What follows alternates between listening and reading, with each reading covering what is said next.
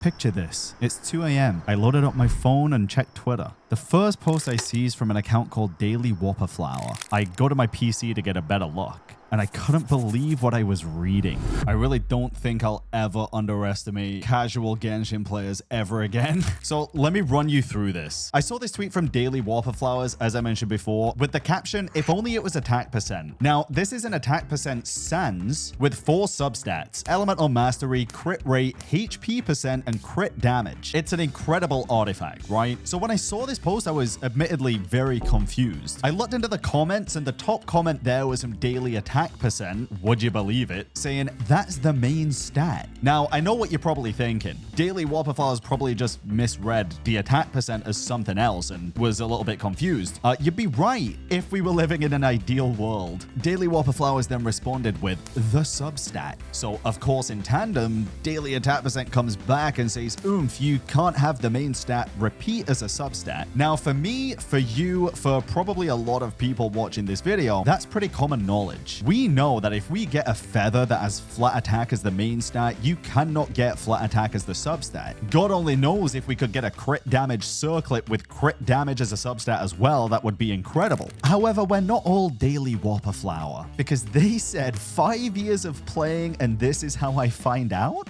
When I tell you I was shell-shocked to find out that there are people that have been playing this game for 5 years and did not know that you couldn't get the same substat as the main stat on artifacts, bro, my jaw dropped to the floor. But that's not all. Trust me, it gets worse. Because Daily Whopperflower is not the only person here that thinks this way. If we go to the comments here, you can see I only found out a few days ago as well when I was trying to make an artifact with that gadget thing and it wouldn't let me do this. Hera said, chat, does this not count because it's flat attack? Like, people genuinely don't know this. And honestly, like I said, bro, I thought this was common knowledge. This is why I say I'll never underestimate casual Genshin players. I thought I was a casual. And now I'm thinking, what other things are people like not realizing that a lot of us find common knowledge? I'm just going to show you the immense amount of comments here that are also saying they've been playing since like 2021 and did not know that this was a thing. It really does blow my mind. And I would assume that accounts that literally make like Genshin dedicated accounts would probably know these things, but I think I'm just expecting too much. I had to quote retweet it saying I'm never deleting this app because this is the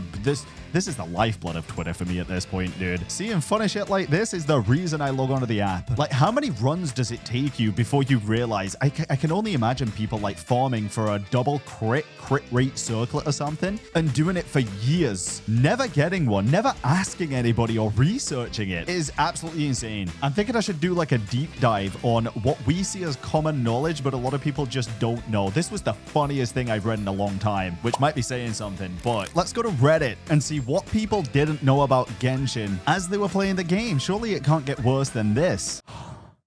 I was wrong. The first person here is literally from 2 years ago saying they didn't know artifacts' main stats can't be rolled as substats within the same artifact. 2 years ago, this was still happening back then. This might be Daily Whopperflower's alt account. 6 months into this person's journey, they saw a video saying Dilute was the best, which he is, by the way. So they kept wishing that they get him, even pulling on the standard banner. But the thing is, the video was 2 years old, so basically when the game came out. And when someone pointed out the mistakes, they started over. I mean, I kind of get it. They're spending primos on the standard banner instead of, you know, the limited banners. But he is good, especially now with Shen Yun. I say keep the account, bro. This guy thought Ether was the only character you could choose. I'm thinking back to the opening cutscene, and I'm like, how? It shows you both travelers, and you have to select one. This poor soul didn't know that they could use items and level up characters, weapons, or artifacts until after they finished Dragonspine. No shit, fights took a long time. Maybe this is why people struggled with Dragonspine when Genshin first came out, dude. This person deleted their goddamn Reddit account because they realized Kaching isn't actually a cat girl. I'm just realizing some people might be watching this video just realizing this bit of information now, but no, it's just her hair. How do you get all the way to AR 50 without learning that you can do leyline challenges for adventure XP? Like, bro, you play the game, you do the story, you get level locked. You have to level your characters and be able to get adventure rank XP, which you also get from spending daily resin on things like leyline challenges. I don't understand. And now there's also some people that just believe outright lies. guys on top of all of this. This guy from 4 months ago said strongboxing artifacts have a higher chance to give good artifacts. Not really all that important early on since anything's an upgrade for you, but it comes into play around mid-game to late game. Thankfully, there's somebody correcting them in the comments here saying, worth noting that the actual rates of your upgrades are not changed in any sort of way. Strongbox just has a higher possibility of returning 4-liners. Is that even true? Maybe I'm learning something here, but I thought Strongbox artifacts were the exact same as regular artifacts. You just get more of them at the same time. A lot of people also clearly used to believe that chests used to respawn in the game, even though there was very evident proof that they just never did. And to finish it off, let's just go with some random fun facts about Genshin that you might not actually know. Kuki cuts herself when using an E skill. This is one of my favorite obscure pieces of information about Genshin Impact. When she uses the Naku weed ring thing, she cuts herself and you can actually see the blood. Baiju has the lowest base defense out of every character, which is very fitting. Kind of sad, but I do get it. Grass in different regions have their own levels. For example, the burning damage of Mondstadt's grass is less than that of Natlands. Yeah, a lot of people really didn't know this, and I only found it out a couple of years ago, but you do take more burning damage the later on you get in the game. You can level up Elementless Traveler's skills. Wait, is that a real thing? So, before you unlock elements, you can actually level up the Traveler's skills? What is there to even level up? I actually didn't know about that. That's pretty cool. The Can Knowledge Sword Fighting Techniques 8 that you bought from Dori in Sumeru's Archon Quest raises the base attack of the Traveler by 3 points when used. That is true, and you also get some extra stats after completing Skirk's training in her quest as well. The Angel Share has a second entrance. Yeah, I'm pretty sure it's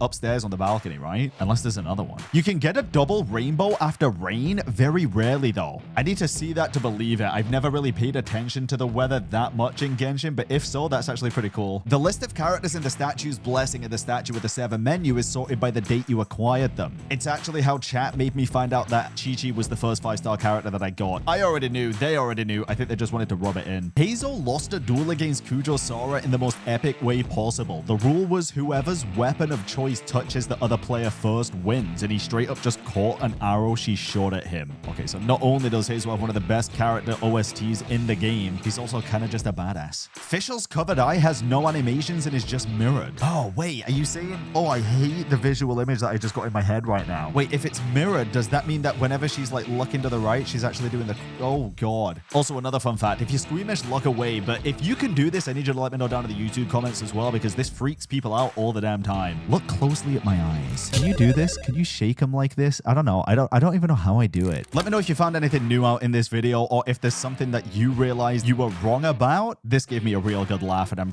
really hoping to get more out of it. A little bit of fun information for you guys as well that I want to share. If you check the links down in the description, you'll see a Patreon link for a channel called Force to Play. The new channel that I set up with Viv, my girlfriend, where we force each other to play our favorite games. But on that Patreon, we're also going to be uploading uncut, raw anime reactions. Something a lot of y'all have been asking for a really long time, and we're honestly really excited to delve into more types of content. If you like this kind of video, please do let me know down in the comments as well. It's really fun to just scour the internet for obscure, weird things. And don't forget to subscribe to the channel so you can keep up with future uploads.